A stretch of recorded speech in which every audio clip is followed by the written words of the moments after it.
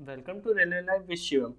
तो आज की वीडियो हम बात करने वाले हैं महिला एवं बाल विकास के द्वारा आई हुई आंगनवाड़ी की वैकेंसियों के बारे में, जिसमें सहायिका एवं कार्यकर्ता की पोस्ट शामिल है।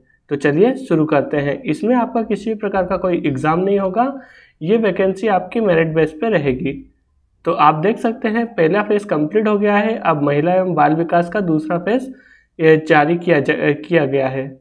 तो चलिए अब हम इसमें क्या क्या इसमें क्वालिफिकेशन चाहिए आपके लिए, तो स्टार्ट करते हैं।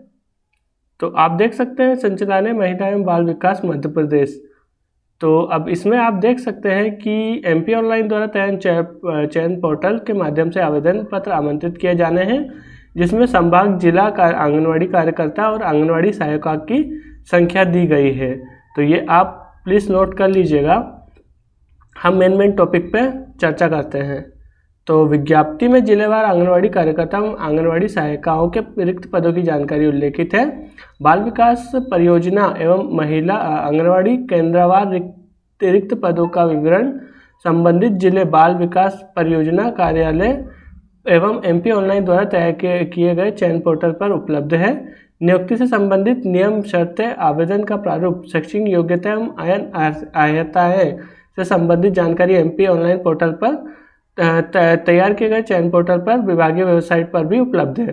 तो हम मेन टॉपिक पर चर्चा करते हैं। तो आवेदन पत्र प्रारंभ करने की तिथि है 31/12/2025। आवेदन पत्र भरने की अंतिम तिथि 10/1/2026। आवेदन पत्र में त्रुटि सुधार की अंतिम तिथि है 12/1/2026।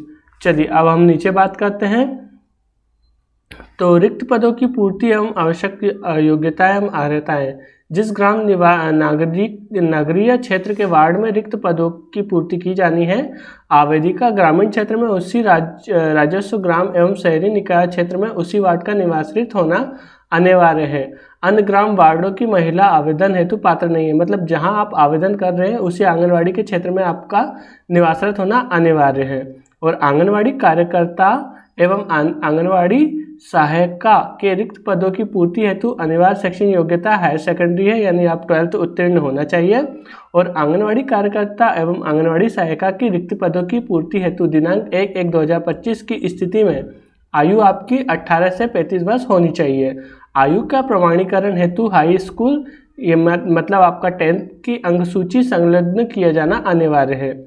आंगनवाड़ी कार्यकर्ता एवं आंगनवाड़ी सहायिका के रिक्त पदों की पूर्ति हेतु आवेदन पत्र विज्ञप्ति प्रकाशन के दिनांक से 10 दिन के समावधि काल में ही केवल ऑनलाइन माध्यम से प्राप्त किए जाएंगे। मतलब आपका जो भी एप्लीकेशन है सिर्फ ऑनलाइन माध्यम से प्राप्त किए जाएंगे, ऑफलाइन पर विचार नहीं किया जाएगा। आवेदिका द्वारा रिक्त पदों हेतु ऑनलाइन भरते समय ही आवेदन पत्र के साथ समस्त प्रमाण पत्र PDF फॉर्मेट में आपको अपलोड करना है। और आवेदन के उपरांत आवेदन में संशोधन की सुविधा निर्धारित हेतु ही उपलब्ध होगी।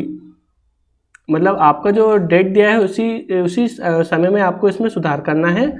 ऑनलाइन माध्यम से भरे गए आवेदन के प्रिंटआउट की प्रति संबंधित आवेदिका द्वारा सुरक्षित रखी जाएगी। मतलब आपने जो ऑनलाइन भरा है उसको आपको सुरक्षित करके रखना है भविष्य के लिए। आपको जब आपका सिलेक्शन होता है तो तब काम में आएगा। विभाग के संचालनालय, संभागीय संयुक्त संचालनालय कार्यालय, जिला कार्यक्रम अधिकारी कार्यालय एवं बाल विकास परियोजना कार्यालय तथा अन्य किसी भी कार्यालय को प्रेषित नियुक्ति संबंधित आवेदन पत्र को स्वीकार नहीं किया जाएगा। केवल ऑनलाइन आवेदन ही मान्य होंगे। मतलब आपको सिर्फ ऑनलाइन ही आवेदन करना है, किसी अधिकारी कार्यालय एवं बाल विकास परियोजना कार्यालय में इसको नहीं भेजना है। ऑनलाइन आवेदन भरने की सुविधा एमपी ऑनलाइन पोर्टल पर तैयार किए गए चयन पोर्टल पर एमपी ऑनलाइन द्वारा स्थापित कियोस्क के माध्यम से या स्वयं एमपी ऑनलाइन के पोर्टल पर जाकर भी आप भर सकते हो।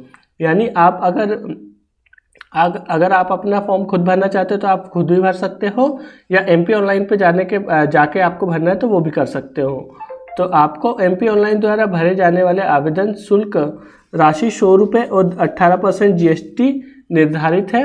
अगर आपको किसी एमपी ऑनलाइन से संबंधित समस्या निराकरण हेतु हेल्पलाइन नंबर 0755 6720208 है। आंगनवाड़ी कार्यकर्ता और सहायिका की विज्ञप्ति में शामिल पदों में माह दिसंबर 2025 तथा रिक्त पद एवं माह जनवरी 2026 से जून 2026 तक संभावित रिक्तियों की सम्मिलित मतलब जनवरी 2026 और जून 2026 तक जितनी भी रिक्त पदें हैं इसमें सम्मिलित किया गया है।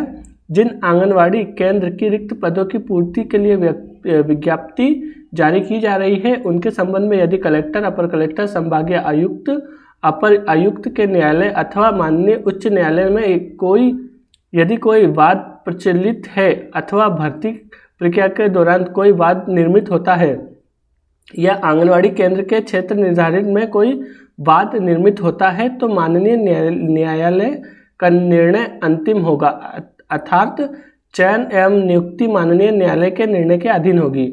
आंगनवाड़ी आयुक्त कार्यकर्ता एवं आंगनवाड़ी सहायिका के पदों की संख्या विज्ञप्ति रिक्त पदों पर परिवर्तन निरस्त का अधिकार विभाग का होगा।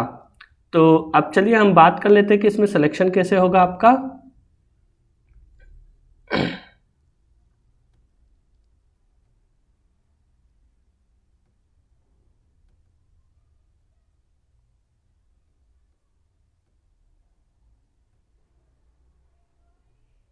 तो चलिए अब हम बात कर लेते हैं सिलेक्शन प्रोसेस के बारे में।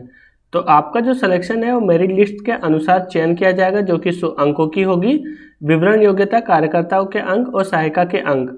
यदि आप SC/ST की महिला अभ्यर्थी हैं तो आपको कार्यकर्ता में 5 अंक और सहायिका के 5 अंक दिए जाएंगे।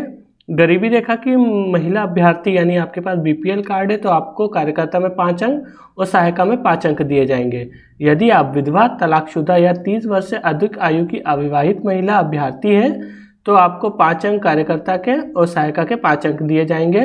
12वीं अगर आपने पास करी है तो 40% तक 35 अंक और 40% से अधिक अंकों पर प्रत्येक 2 पर 1 अंक मिला जाएगा। और वही सहायिका में भी सेम ऐसा ही है, 40% से अधिक अंक होने पर प्रत्येक 2% पे 1 अंक दिया जाएगा। यदि आपका ग्रेजुएशन या पोस्ट ग्रेजुएशन है तो 10 अंक कार्यकर्ता के और 10 अंक सहायिका के। बोनस अंक, आंगनवाड़ी कार्यकर्ता, मिनी कार्यकर्ता, सहायिका या संबंधित आंगनवाड़ी कार्यकर्ता, सहायिका या मिनी कार्यकर्ता की अविवाहित, विधवा, परित्यक्ता बेटी को कार्यकर्ता में 10 अंक और सहायिका में 10 अंक मिलेंगे। मतलब कुल मिला के आपको 100 अंक कार्यकर्ता के लिए और 100 अंक सहायिका के लिए मिलेंगे। अगर आपको इसमें किसी प्रकार का कुछ डाउट होता है तो आप कमेंट बॉक्स में ज़रूर डाल सकते हैं। चैनल को सब्सक्राइब करें और मिलते हैं नेक्स्ट वीडियो में।